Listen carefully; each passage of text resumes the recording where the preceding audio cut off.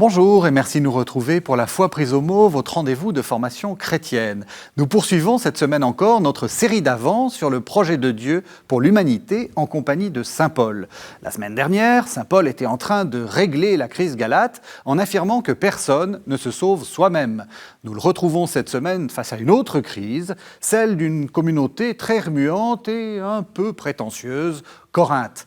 Que s'est-il passé et en quoi les lettres qu'il écrit pour tenter de calmer les esprits continuent à parler du dessein de Dieu pour l'humanité? Telles sont les questions que je vais poser à mes deux invités. Roselyne Dupont-Roch, bonsoir. Bonsoir. Vous êtes bibliste et vous êtes spécialiste de Paul. Et puis, on vous retrouve encore une fois. Éric Morin, vous êtes notre fil rouge, comme je le dis. Tout au long de l'Avent, vous nous accompagnez avec Saint Paul. Vous êtes prêtre de Paris et directeur du service biblique Évangile et Vie. Bonsoir. Alors, comment ? Bonsoir. Bonsoir. Qu'est-ce qui se passe entre la Galatie et Corinthe ? D'abord, peut-être, Paul est où ? Parce qu'on le voit bouger au milieu du bassin méditerranéen, oui, si j'ose dire, enfin au sein du bassin méditerranéen. Maintenant, il est où ? Il est à Éphèse. Donc Éphèse qui se trouve sur la rive occidentale de l'Asie mineure, la Turquie actuelle, à côté d'Izmir aujourd'hui. Au bout de l'estuaire du Méandre, le fameux fleuve avec ses méandres. Et c'est un grand centre culturel, commercial. Et Paul, en fait, ne va plus... Il faut voir qu'il y a un changement de stratégie missionnaire. Il ne va plus voyager, rester quelques semaines dans un lieu. Là, il reste 3 ans.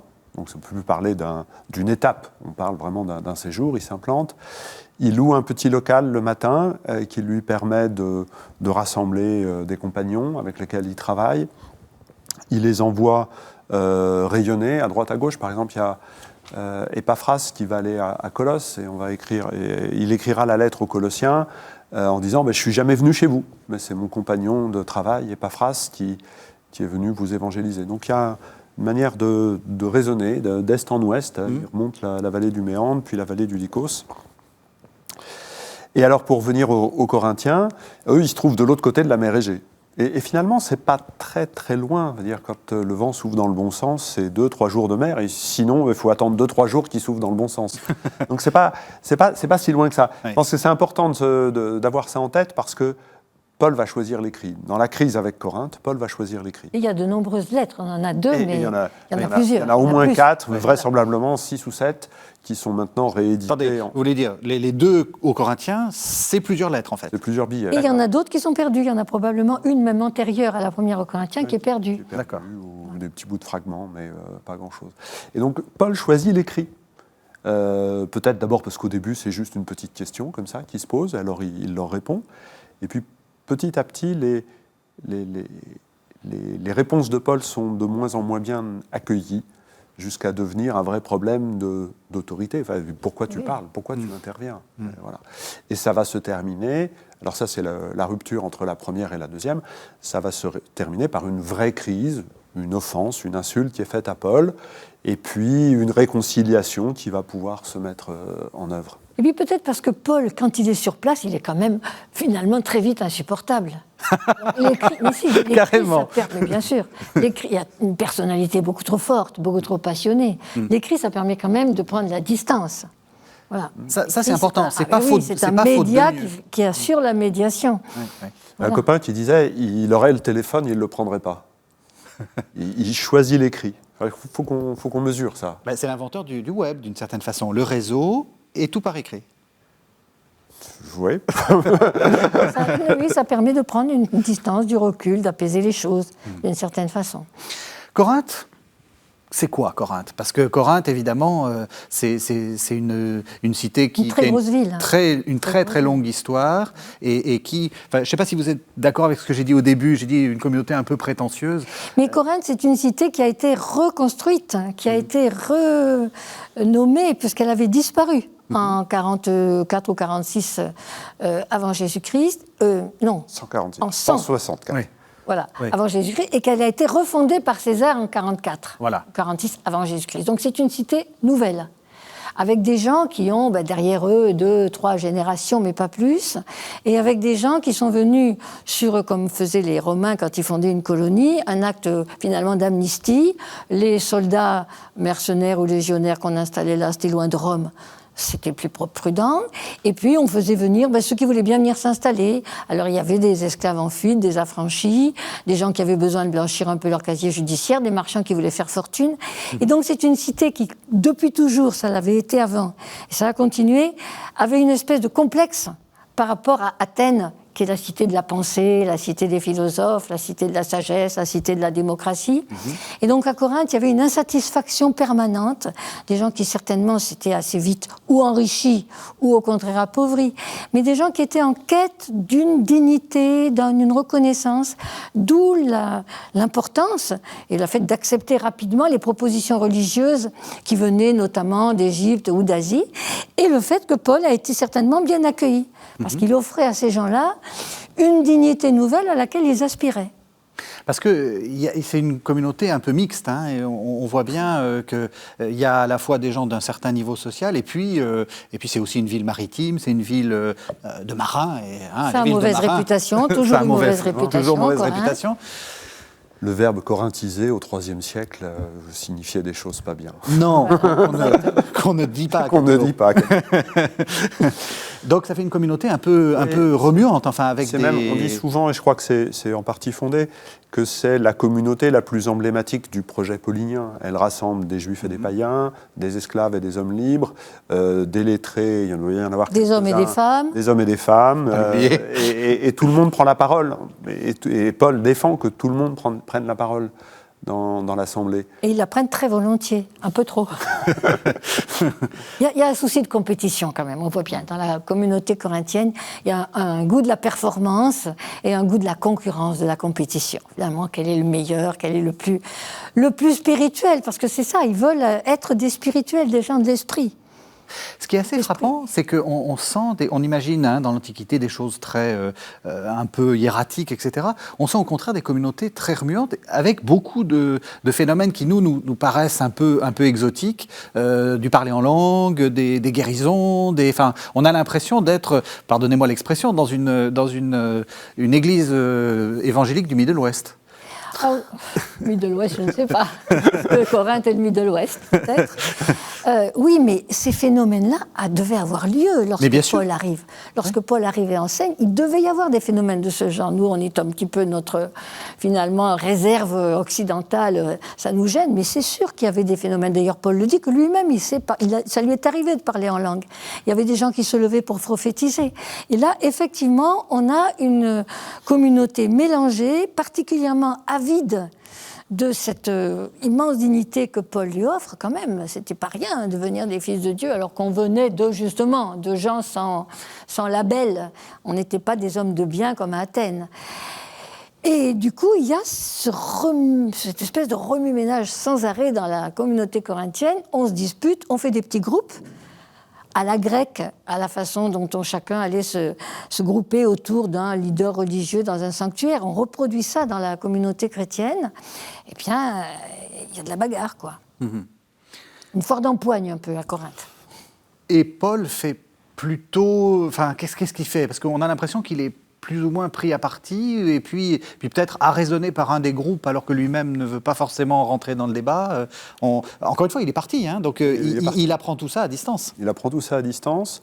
Une fois, les Corinthiens lui écrivent, au chapitre 7, au sujet de ce que vous m'avez écrit. Donc il peut y avoir le retour. On en a une trace, mais... Il y en a plusieurs, parce qu'au sujet 2, ça revient dans la lettre à plusieurs reprises.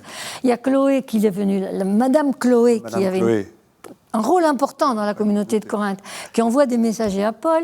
À la fin de la lettre, il y a Stéphanas et Fortunatos qui aussi viennent le voir. Il a des amis, il a des relations. Donc, à la fois, il est bien renseigné, peut-être trop bien renseigné d'ailleurs, et puis il a passé du temps à Corinthe, 18 mois, nous disent les Actes. Donc il connaît les gens, il a des amis, il en a qui les connaissent moins, etc. Il y a sûrement une famille dans laquelle il est plutôt hébergé, ou quand il réside, quand il est de passage. Et du coup, il est pris dans un réseau, là, sur le coup, un réseau local, et non pas un réseau large. Et il pense qu'en écrivant les choses, il va permettre aux Corinthiens de se recentrer sur ce qui est essentiel. Et puis il n'est pas le seul, parce que visiblement on voit bien qu'il y a un parti de Paul à Corinthe, mais il y a un parti d'Apollos. Apollos, brillant orateur d'ailleurs, dont Paul dira qu'il travaille avec lui, même si on sent qu'il y a eu un peu de tension. Au chapitre 4, ah oui, mais bon, ils ont surmonté les tensions. Il faut le remarquer. On parle aussi du parti de Képhas, Pierre. Alors qu'est-ce que Pierre est venu faire là, ou est-ce que Paul en avait parlé, on ne sait pas. Et là, moi je pense qu'il y a une traduction qu'il faut absolument corriger. On a tendance à dire, dans la description des partis à Corinthe, les gens de chez Chloé viennent dire à Paul, il y en a un qui dit « moi j'appartiens à Paul, je suis du parti de Paul, moi d'Apollos, moi de Képhas, et moi j'appartiens au parti du Christ », mais je crois qu'il ne faut pas traduire comme ça. On montre qu'il y a quelques partis, et Paul reprend la main en répondant « attendez, moi j'appartiens au Christ ». Et à partir de ce moment-là, il va recentrer les choses sur quoi est-ce qu'il appelle la parole de la croix. Voilà. Vous vous disputez, je ne vais pas prendre parti pour l'un ou pour l'autre, et même pour les miens. Venez donc voir ce qui se passe lorsqu'on appartient au Christ, on se met devant la croix. Et là, ça change les choses. On va revenir un peu là-dessus, parce que c'est le début de la première aux Corinthiens. Est-ce qu'on peut avoir un plan de toutes ces épîtres? Parce qu'on voit par rapport, par exemple, à Galates ou même à Thessaloniciens, qu'on a vu il y a 15 jours, c'était relativement facile de dire, voilà, le thème de la lettre, c'est ça. Quand on se confronte aux deux épîtres aux Corinthiens, excusez-moi, c'est un peu le bazar. On a l'impression qu'il y a pas de plan possible. Le professeur que vous êtes est en train de corriger la copie de Paul. Je ne corrige pas, je trouve que ça manque de problématique. Alors, oui, c'est dans le désordre. Parce que la première aux Corinthiens, c'est pour moi la lettre la plus stimulante de Paul. Oui. Parce qu'on parle de plein de choses. Oui. Y a plein de questions. C'est la plus pastorale. C'est la plus pastorale. Et du coup, effectivement, à la fin, on se dit, mais c'est quoi l'unité de tout ça? Alors, il y a un premier fil qu'on peut trouver, c'est que finalement, il va commencer justement par mettre en place ce langage de la croix. Sur lequel on va revenir juste après. Sur lequel on va revenir. Puis, il traite les problèmes, et ça se termine par la résurrection et l'annonce du corps spirituel du Christ que nous serons.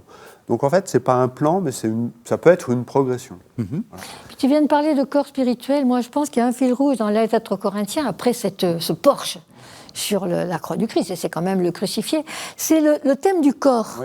Oui, il va traiter du thème du corps personnel, physique d'abord, le corps personnel de chacun, et Paul va promouvoir ce corps comme le lieu de la dignité de la personne. Et puis ensuite, on va passer au corps social, au corps convivial, à la table, au problème de table, parce qu'il va y avoir de sacrés problèmes de table à Corinthe, et même au corps du Christ partagé. Voilà, ce corps qui est le corps du Seigneur partagé. On va aboutir au chapitre 12 avec le corps communautaire, le corps ecclésial, dont il finit par dire « vous êtes les membres d'un corps qui est le Christ ». Alors on va vers l'image du corps du Christ. Et puis on a le corps qui ressuscite. Dans le chapitre 15, nos corps spirituels voués, qui ressusciteront spirituels, corps spirituel.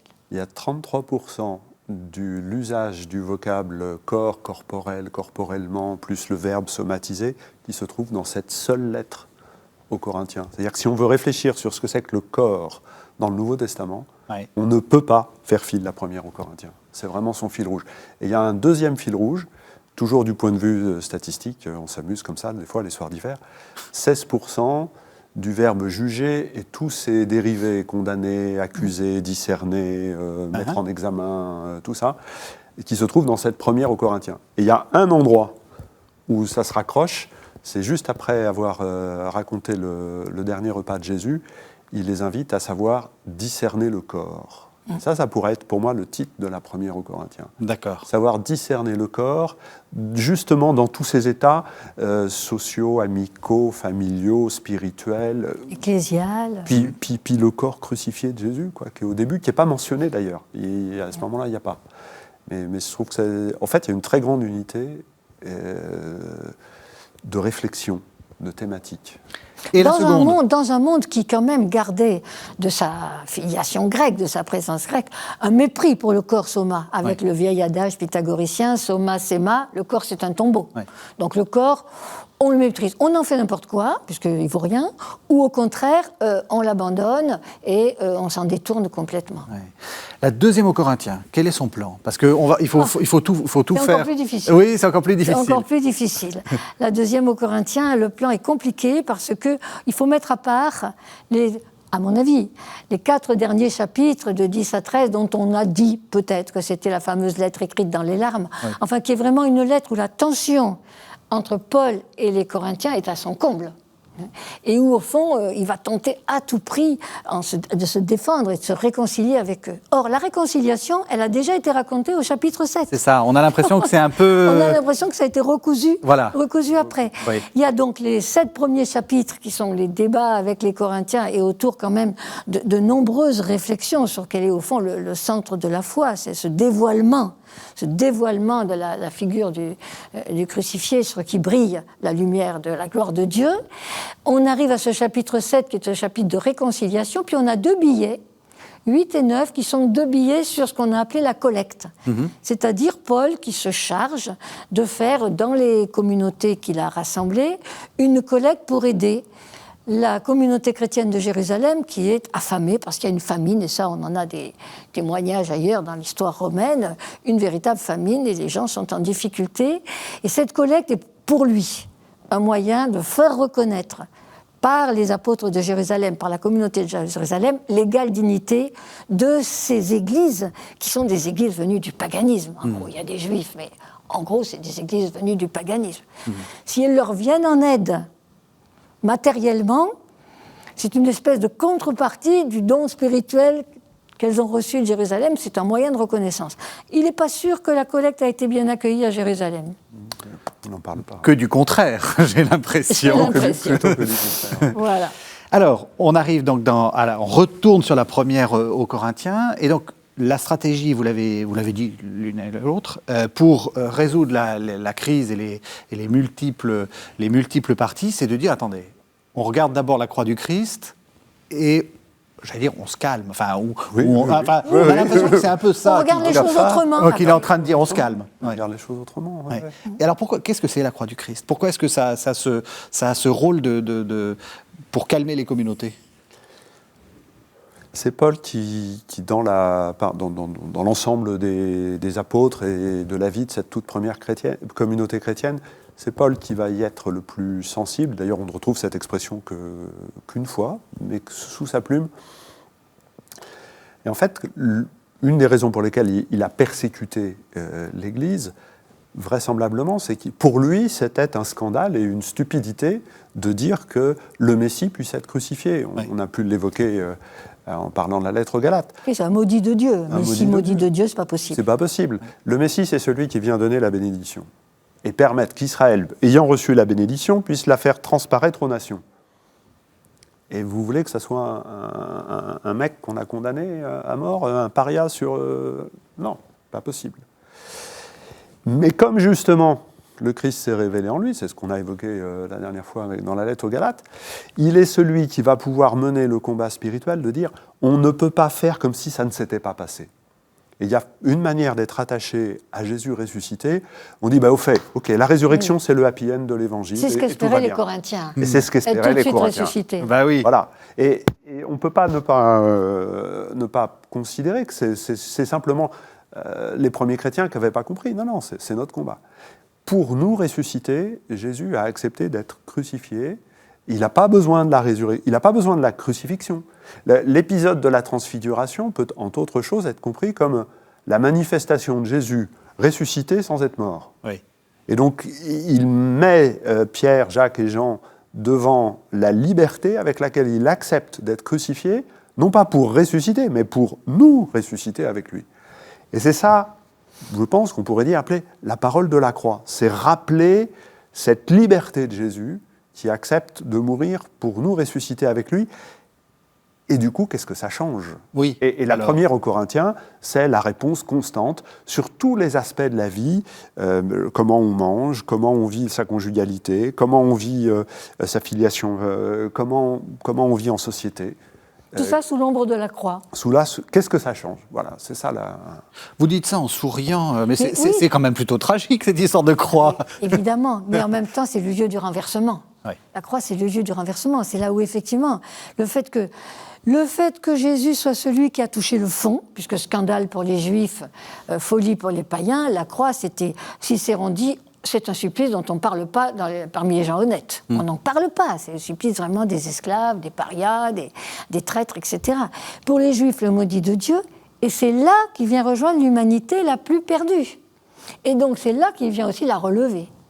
Et donc la croix, c'est sûr que c'est pas, on n'en parle pas avec le sourire, mais c'est quand même le lieu du renversement de tout ce qui était nos prétentions, nos performances, nos recherches de garantie, de salut, etc. Non, il vient chercher là où il n'y a plus rien.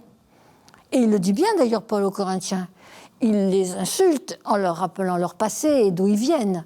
Vous n'avez aucun savoir, vous n'êtes pas des gens, vous n'êtes pas des intellectuels, vous n'êtes pas des gens bien nés, vous n'avez aucune panoplie ni généalogie aristocratique, vous n'êtes pas des gens bien riches, et l'homme même dit vous êtes des rien du tout, vous êtes rien, et c'est vous qui l'avez choisi, c'est vous qui l'êtes venu rejoindre.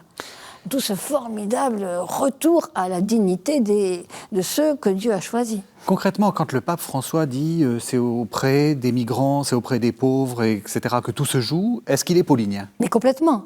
Et la théologie de la libération sud-américaine, c'est complètement appuyé sur la parole de la croix.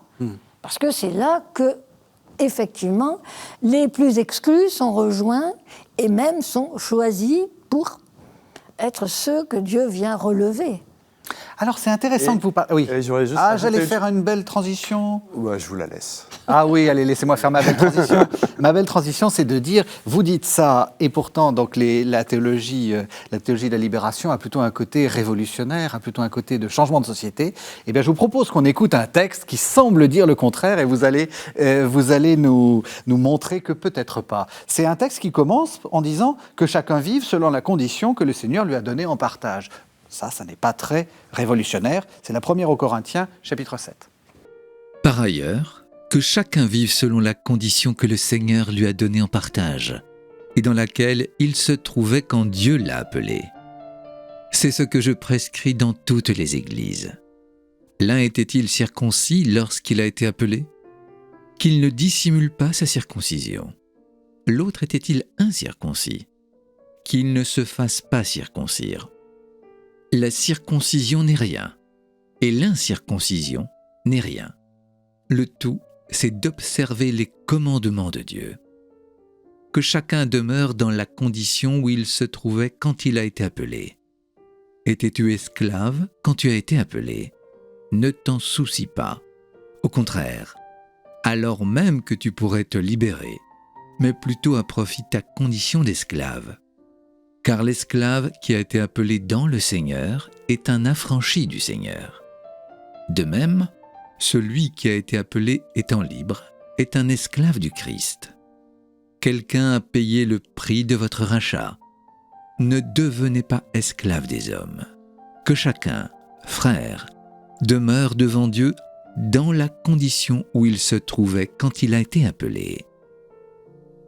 Voilà. Roselyne Dupont-Roch, ça, c'est pas très théologie de la libération. Étais-tu esclave quand tu as été appelé?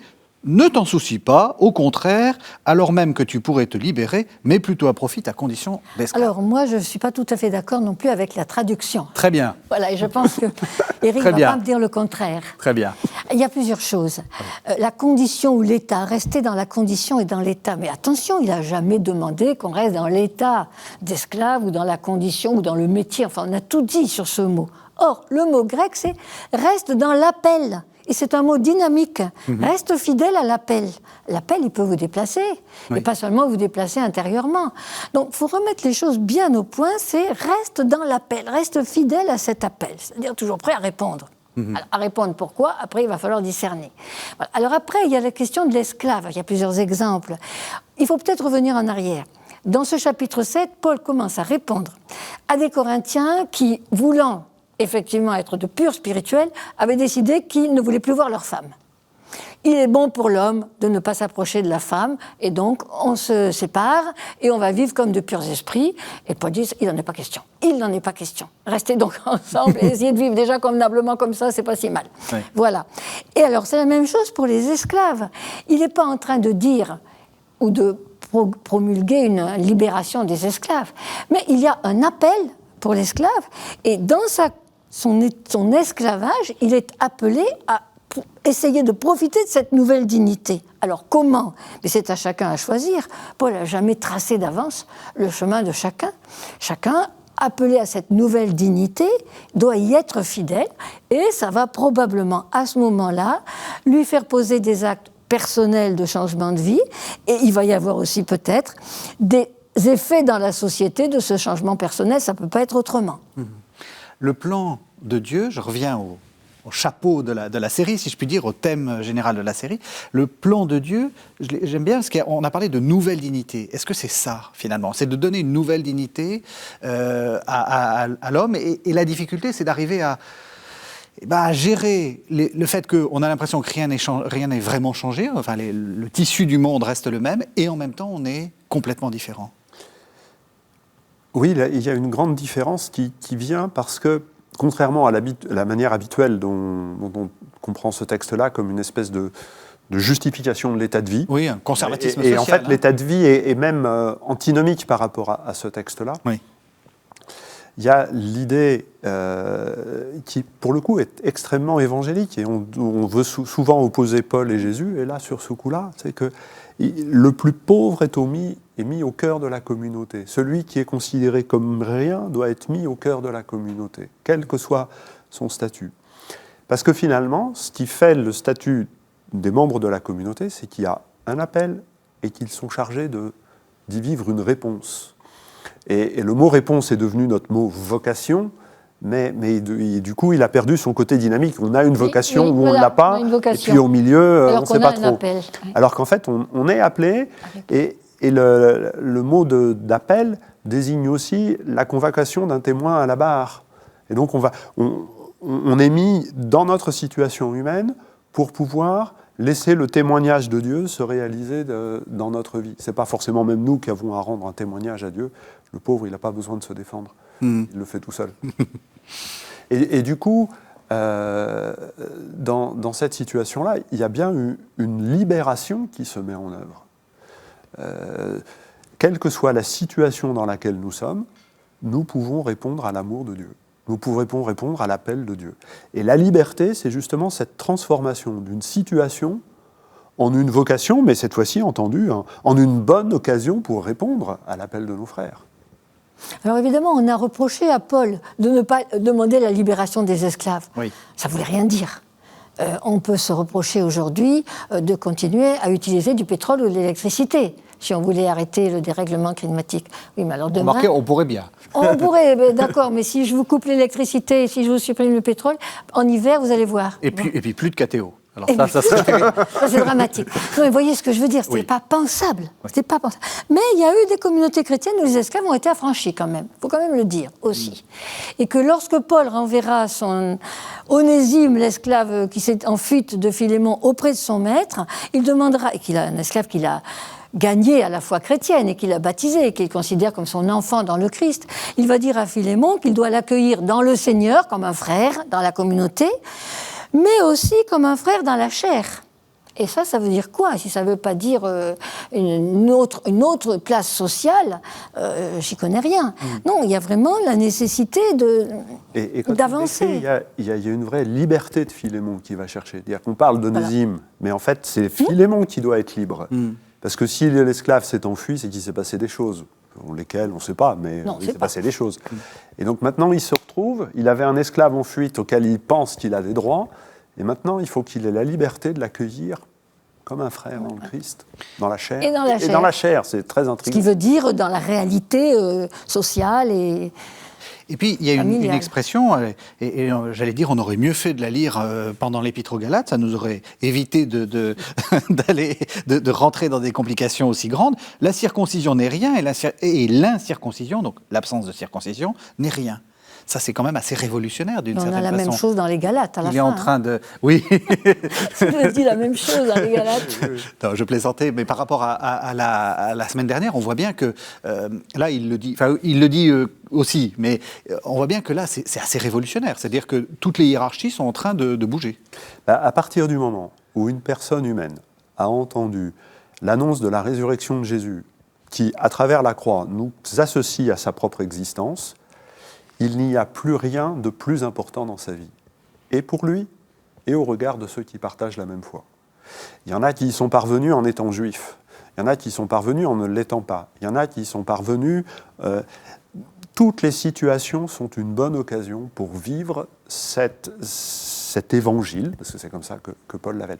Il n'y a qu'un seul truc, c'est qu'il vaut mieux éviter d'être un brigand quand même. Ou si on l'est, il faut plutôt laisser ça de côté, ne pas suivre les commandements de Dieu. On est aussi appelés à autre chose, mais les brigands sont appelés aussi. Oui. Et les plus moches, mais c'est ça aussi qu'il dit. Il dit bien, à un moment, il dit, il y a ceux qui font honte. Hein, il y a ceux qui nous font honte. Ceux qui ont honte et ceux qui nous font honte. Ceux-là aussi, ils sont appelés. Est-ce que ce n'est pas une des difficultés de Paul? C'est-à-dire qu'il prêche la liberté, puis il voit bien par rapport aux communautés que c'est compliqué, la liberté, et donc il est entre deux feux en disant vous faites tout ce que vous voulez, mais en même temps... Il y a une phrase remarquable de l'historien Peter Brown. Je ne suis pas d'accord avec tout ce qu'il raconte. Hein. Mais enfin, il dit Paul ressemble à un homme qui s'évertue de placer des sacs de sable le long de la rive d'un torrent qui est déchaîné et dont le courant, il ne le sait que trop bien, doit tout à son message antérieur. Il a ouvert les vannes et après, voilà. Il est obligé de dire, alors attention, être libre, c'est pas faire n'importe quoi, parce que les Corinthiens l'ont entendu comme ça. Ouais. Tout est permis, ils ont entendu, tout est permis. Et Paul va dire, tout n'est pas souhaitable ni tout ne construit pas l'Église, surtout. C'est important, cet aspect-là. C'est-à-dire que les Corinthiens semblent avoir pétrifié dans des slogans des choses que Paul a pu leur dire. Oui. Et du coup, le pauvre Paul, il ne peut pas dire « c'est pas vrai », il leur a dit. Mais simplement, il faut qu'il ressorte ces propos-là de la gangue que le slogan a chosifié, avec laquelle ça a chosifié. Et du coup, la première aux Corinthiens est aussi un texte très stimulant pour voir comment, justement, Paul se débrouille de cette histoire. Et comment il réussit à redonner force et puissance d'évangile à des propos qui, à force d'être répétés, n'ont plus de force. Alors tout est permis. La fameuse phrase « il est bon pour l'homme de s'abstenir de sa femme », il va avoir rigidifié ça. Tous nous avons la connaissance.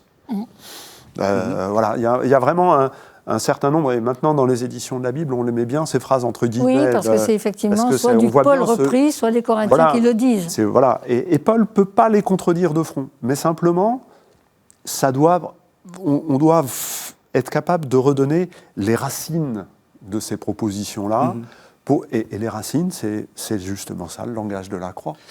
Mais est-ce que, je vais être un peu provocateur, mais vous me connaissez, je reprends l'idée des sacs de sable. Est-ce que l'Église n'a pas eu tendance, au moins dans l'image qu'on s'en fait, à trop tenter de mettre des sacs de sable sans se rappeler que le cœur du message, c'est la liberté? Parce que c'est vrai que quand on regarde ou quand on écoute des gens qui sont un peu loin de l'Église, c'est quand même le côté sac de sable qui reste, c'est-à-dire le côté la règle, la loi, les choses comme ça. La première lettre à Timothée, qui est attribuée à Paul, mais qui est plus vraisemblable, en tout cas, correspond bien à cette période où on a mis des sacs de sable. Voilà. Pas complètement, parce qu'il y a des hymnes extraordinaires. Mais je suis bien d'accord, on a remis les femmes à la maison, les sacs de sable sont partout, et l'Église n'a pas arrêté. Non, mais c'est vrai, ce qui est la force de la première lettre aux Corinthiens, c'est que, justement, il ne met pas seulement les sacs de sable, il écoute aussi les autres. C'est une lettre dialogique qu'on entend tout le temps. Oui. Hein, les dialogues et ce qui bruit de la communauté de Corinthe, et Paul essaie de se situer là-dedans, sans jamais, d'ailleurs, leur donner de réponse figée. Lorsqu'il va avoir un bazar pas possible dans les assemblées, chapitre 12, dans l'Église, il y en a qui prophétisent, il y en a qui, etc., il leur dit qu'ils se doivent de se respecter. Ils se doivent parce qu'ils sont les membres d'un même corps, le Christ, mais il n'y a pas d'organisation. Il ne dit pas, mais il y a un tel qui va commander, puis il va avoir 2 prêtres, 3 sous-diacres et 4 enfants de chœur. Jamais il y a d'organisation. Il laisse les églises se débrouiller concrètement.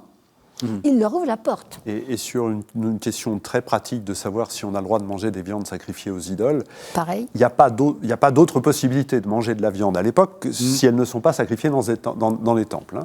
Et ben, à la fin du chapitre 10, quand il a traité cette question pendant 3 chapitres, la ménagère, pour faire ses courses, si elle sait ce qu'elle doit faire, c'est quand même pas très simple.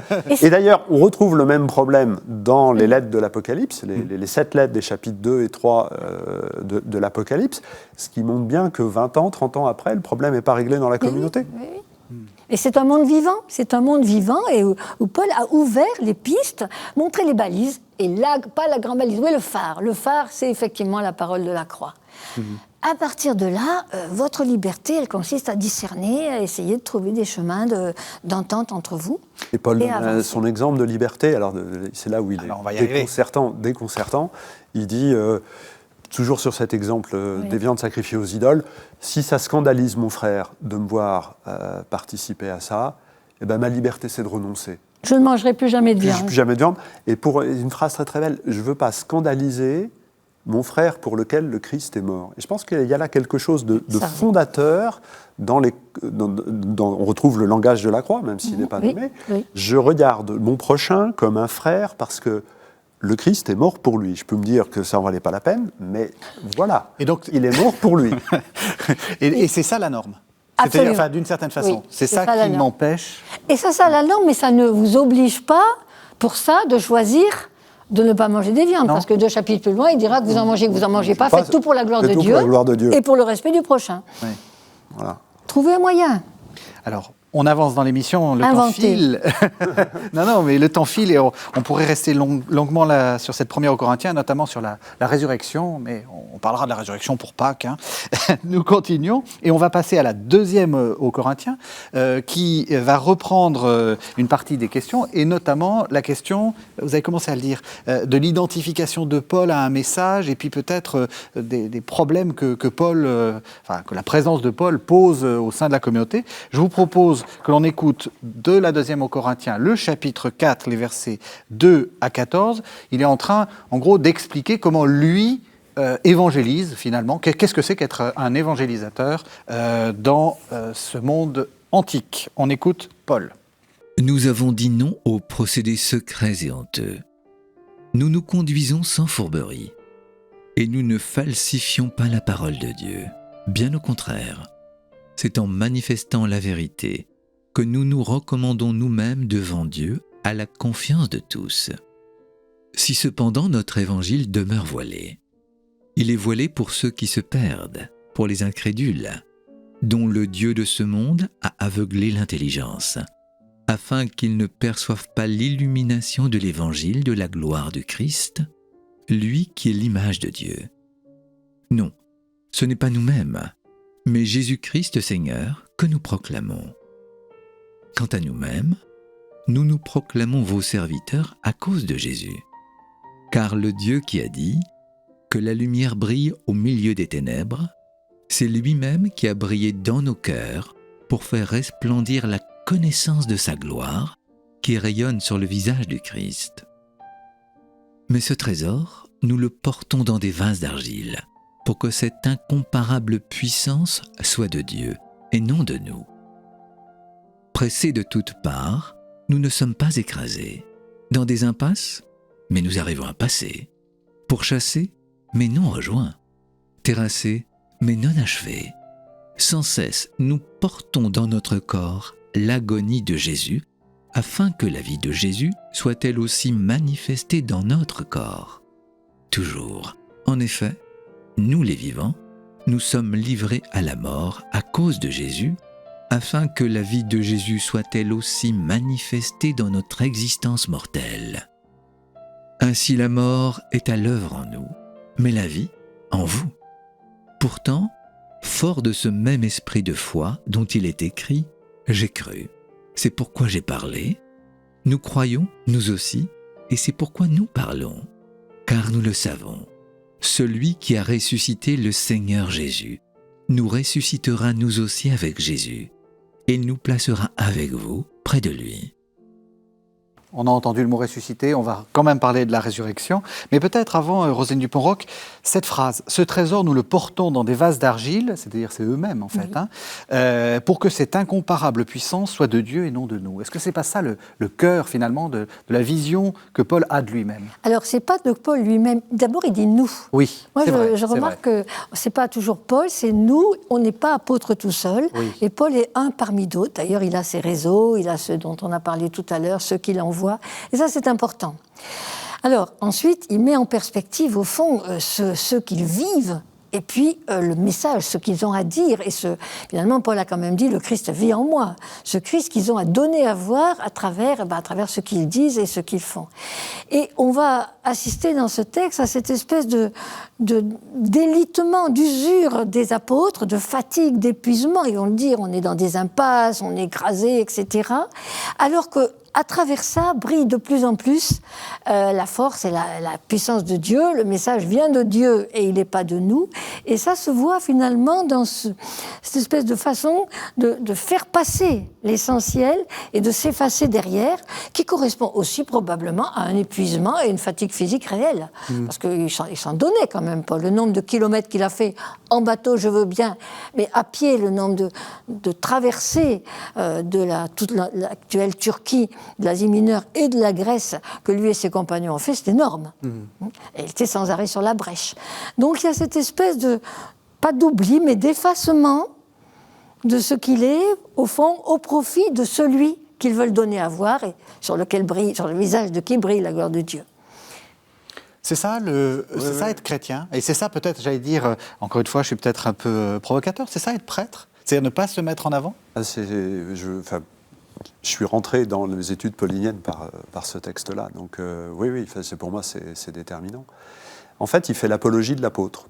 Quand on fait l'apologie, on montre que c'est nécessaire, que c'est le plus beau, et que c'est éternel. Pour montrer que l'apôtre est nécessaire, il dit « vous avez besoin que d'une seule chose, Jésus-Christ ». Ça, c'est le passage avant. Pour dire que c'est le plus beau et le plus fort, il dit « je suis un vase d'argile ». Et tout ce qui continue. Et puis pour dire que c'est éternel, on aura toujours besoin d'apôtres, il dit il n'y a qu'une seule nouveauté, il y a les nouveautés qui sont là, un monde ancien s'en est allé, et c'est pas lui, c'est Jésus. Et puis il dit aujourd'hui, c'est le temps du salut, c'est le temps du pardon, réconciliez-vous avec le Christ.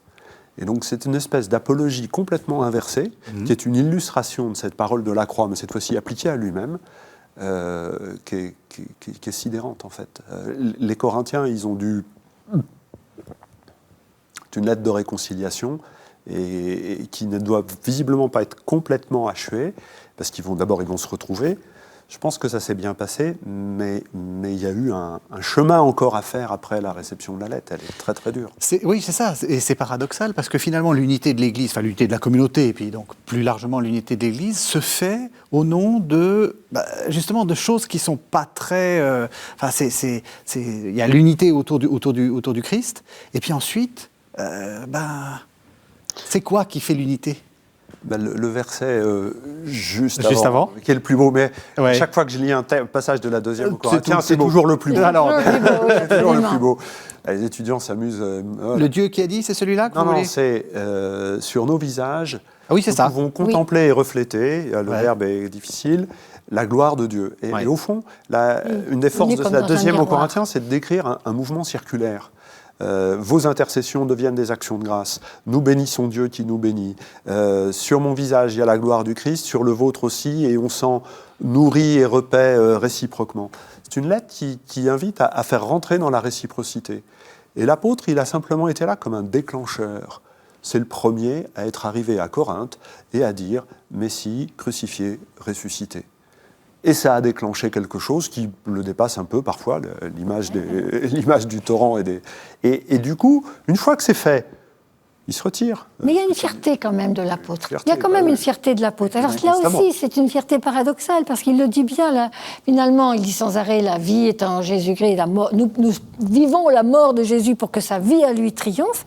Puis à un moment donné, à la fin, il dit finalement, nous sommes en train de mourir, il y a une espèce d'usure, mais sur ce terreau de ce que nous donnons, surgit la vie en vous.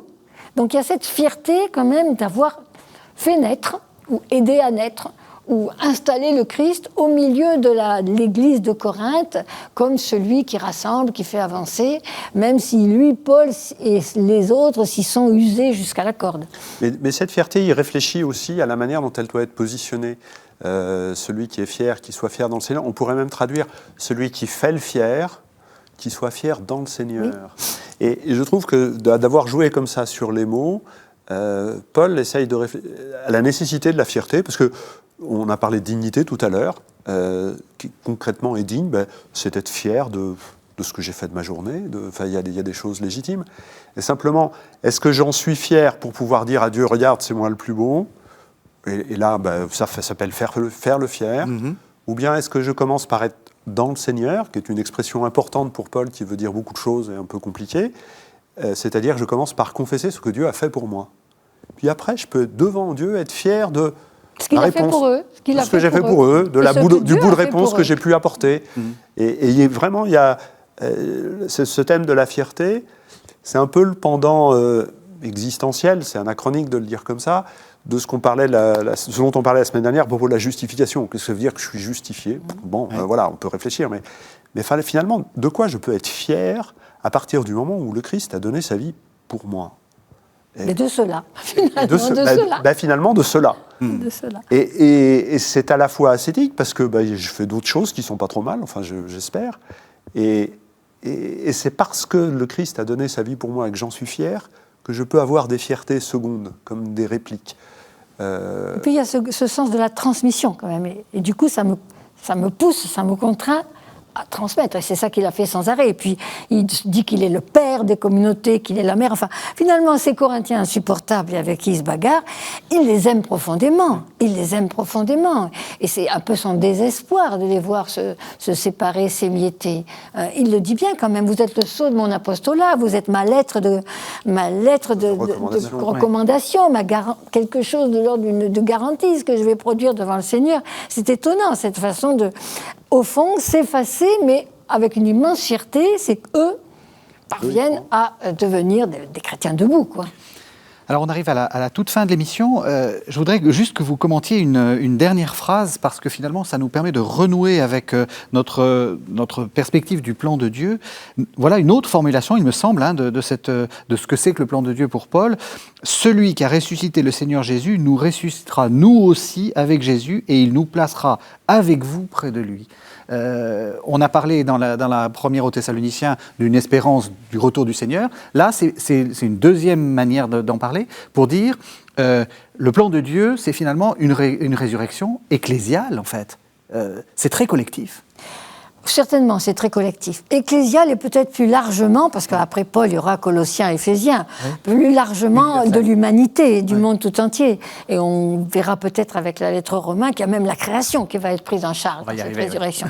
Donc il y a vraiment une espérance de Paul, qu'il dit en termes de résurrection, qu'il dit ailleurs en termes de création nouvelle, qui est cette espérance d'un avenir de réconciliation, finalement, et de façon de vivre comme enfants de Dieu ensemble. Mais c'est toujours évidemment collectif. Il n'y en a pas un qui peut être laissé derrière, sinon l'apôtre a perdu quelqu'un. Vous êtes d'accord, la résurrection, c'est l'espérance par excellence? Ah oui, et c'est le but de toute l'affaire, quoi. C'est le but de toute l'affaire. Vous retirez, on a le droit de ne pas y croire, mais on ne peut pas comprendre Paul si on n'accepte pas de le lire en disant c'est ça qui est au cœur de son message. Après, on adhère, on croit et on fait nôtre ça, mais on passe à côté de ce que veut dire Paul si on ne met pas ça au cœur. Alors, vous dites on adhère ou on n'adhère pas, ça vous dites, ça nous fait sortir du christianisme ou ça ne nous fait pas sortir du christianisme, ou en tant que chrétien, on peut ne pas adhérer à la résurrection? Non, je dis ça parce que... Non, mais... en fait, non, parce qu'il faut être très clair, parce que je ne vais pas vous donner une leçon de paulinisme, mais il est quand même en train de nous dire dans la première aux Corinthiens, si en gros, si vous n'y croyez pas, c'est pas la peine, vous n'êtes plus chrétien. Oui. Enfin, vainez votre foi. Je crois que c'est ça... La foi chrétienne. Dans mon propos, je pensais souvent dans les quelques échanges que je peux avoir avec des amis juifs, alors qui ne comprennent pas Paul, parce que c'est le traître, c'est celui de la rupture, etc., mais parce qu'ils oublient parfois de te dire, ben voilà, il y a une réalité nouvelle, une expérience nouvelle que fait Paul, Et si on ne part pas de cette expérience nouvelle, mais qu'on part uniquement de son itinéraire de pharisien, on ne peut pas en rendre compte. Alors moi, j'ajouterais qu'on parle d'espérance, mais la résurrection n'est pas seulement à venir pour Paul. Et c'est pour ça qu'il parle en termes de création nouvelle. La résurrection, elle est aussi là. C'est quelque chose qui travaille. Sur la face du crucifié, il voit la gloire de Dieu. Et donc la gloire de Dieu, elle est présente. Et la résurrection aussi, en termes de vous êtes devenu fils ou enfant de Dieu, elle travaille ce monde-ci et sa création. Et alors on a un peu plus loin dans la deuxième lettre aux Corinthiens, votre homme extérieur se défait, se corrompt jour après jour, se défait jour après jour, mais c'est pas simplement quand vous serez mort. Il se défait déjà jour après jour. Et votre homme intérieur, au contraire, grandit et croît de jour en jour et se renouvelle, avec cette idée que la résurrection, c'est la force de nouveauté qui habite à tout instant le cœur et la communauté de ceux qui croient au Christ. Eh bien voilà un bel effort d'avant, on parle d'effort de carême, voilà un bel effort d'avant, construire, bâtir l'homme intérieur, même si on a l'impression que le monde ne va pas bien. Je rappelle, Roselyne Dupont-Roch, que vous avez dirigé un livre, où vous étiez venue même pour nous en parler. Co-dirigé. Après Jésus, l'invention du christianisme, chez Albin Michel. Auquel Éric Morin a participé comme auteur, et Régis Burnet comme auteur aussi. Voilà, et donc c'est un beau cadeau de Noël ? Ben, bien sûr. Voilà. Merci de nous avoir suivis. Vous savez que vous pouvez retrouver cette émission sur le site internet de la chaîne www.ktotv.com et on se retrouve la semaine prochaine pour le dernier épisode de cette série d'avant.